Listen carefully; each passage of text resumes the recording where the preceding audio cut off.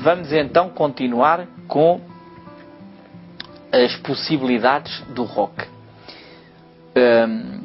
O roque é um movimento do rei e da torre que não pode ser efetuado se existirem peças entre o rei e a torre.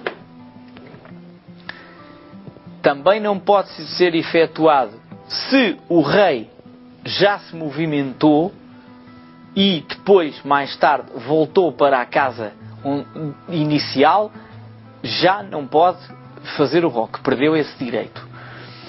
Também não pode ser efetuado o roque se a torre já se moveu. Se moveram as duas torres, não pode ser efetuado nenhum dos roques, naturalmente. Ainda há mais algumas condições nas quais este movimento não se pode fazer.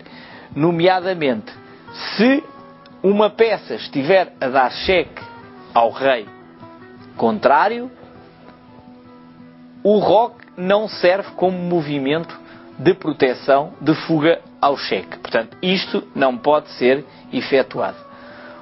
O roque, quando há um cheque, o cheque tem de ser protegido, por exemplo, com esta jogada, e se as brancas jogarem agora ao bispo, na jogada seguinte, o roque já pode ser efetuado, mas não debaixo de cheque. Por outro lado, se a casa de passagem do roque, este caso, em que o rei passou pela casa G5, pela casa D8, e portanto não é possível fazer o roque neste caso, em que o rei passa por cheque. E também não é possível fazer o roque quando a casa para onde o rei quer ir está atacada, obviamente.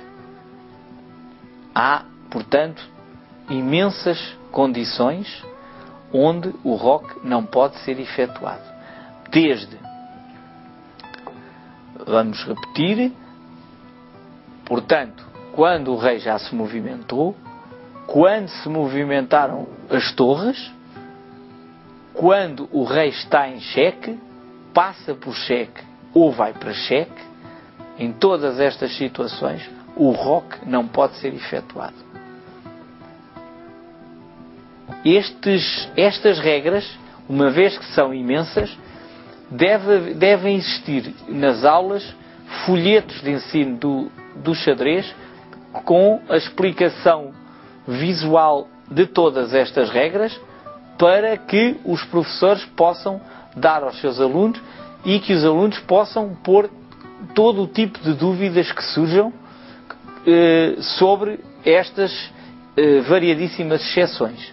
Isto é muito importante para chegar a ter uma boa aprendizagem de todas as regras do xadrez. O xadrez tem 3 resultados possíveis: o ganhar, o perder ou o empatar. As regras de empate são várias e é preciso conhecê-las. Uma das condições para o empate é quando ficam apenas os 2 reis no tabuleiro. Quando ficam apenas os 2 reis no tabuleiro, o que é que acontece? Obviamente, nenhum dos jogadores pode dar checkmate. E, digamos assim, não há mais nada para jogar neste jogo, por falta de peças. Então, o jogo é dado por empatado, por não haver possibilidades de jogo. Isto também é verdade quando um jogador tem apenas um rei e um bispo contra o rei do outro. Se colocarmos uma situação num canto, verificamos que há sempre uma casa de fuga. O rei tem sempre uma casa de fuga e, portanto, um bispo e rei não podem dá checkmate a outro rei, mesmo que o outro rei jogasse muito mal. É outra possibilidade de empate por falta de peças para o checkmate. Vamos agora aprender uma das regras mais importantes do xadrez, que é o rei afogado. Vamos agora fazer a diferenciação entre checkmate, o cheque e o afogado. Como vimos,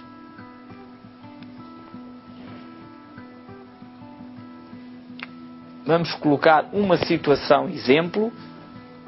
Se estiver um rei sozinho contra várias peças, esta torre está a tirar a fuga pela segunda fila ao rei das pretas. Sendo assim, se forem as brancas a jogar e derem este cheque,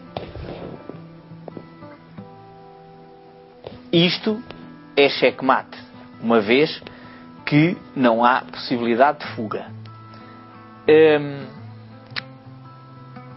O rei não pode capturar a torre, não há interposição e não há fuga para a segunda linha porque está outra torre.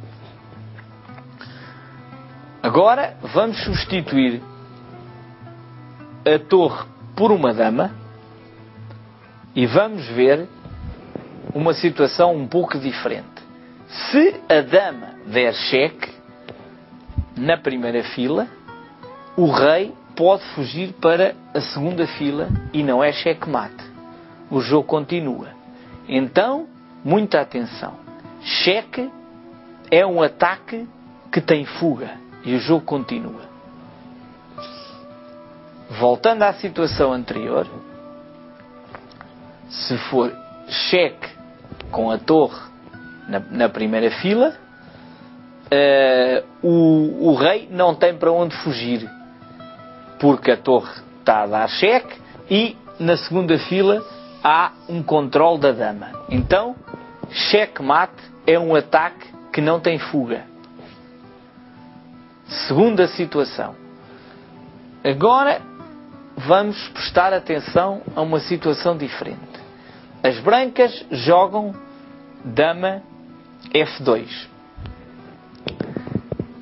E pergunto-vos, o rei preto está em xeque? Está a ser atacado por alguma peça branca? A dama não ataca a casa H1, porque a dama não se movimenta dessa maneira. Que jogada legal pode fazer o rei das pretas? Não tem qualquer possibilidade legal para fazer. Então não é cheque. Se não é cheque, não é checkmate. Este é o momento do rei afogado. É uma situação de empate, porque o jogador das pretas não tem jogada legal para fazer, sendo a sua vez de jogar. Muita atenção à diferença entre cheque, checkmate e rei afogado. Penso, talvez, que esta é a situação mais importante para os jovens aprenderem bem como se começa o jogo do xadrez, a diferenciação entre cheque, checkmate e rei afogado. Deve ser bastante exemplificado com toda a atenção do professor para que não surjam dúvidas sobre esta matéria. Depois de aprender esta matéria, estarão em condições de começar a fazer jogos de xadrez. Há, no entanto, ainda mais algumas regras de empate.